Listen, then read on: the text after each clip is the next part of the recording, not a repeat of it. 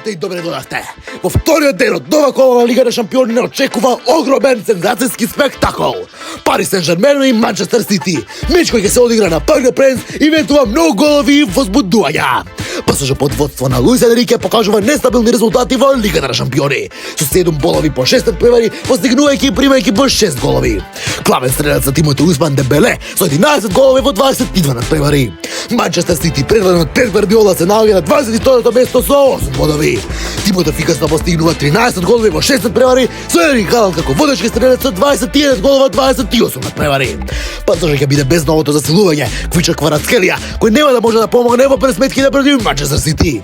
Манчестер Сити ќе се подпре на Ерик Халанд, кој е во одлична форма со 21 голова сезона и на креативноста на Кервин Де Бруин во средниот ред. Со оглед на стиловите на игра, очекуваме динамичен надпревар со многу шанси.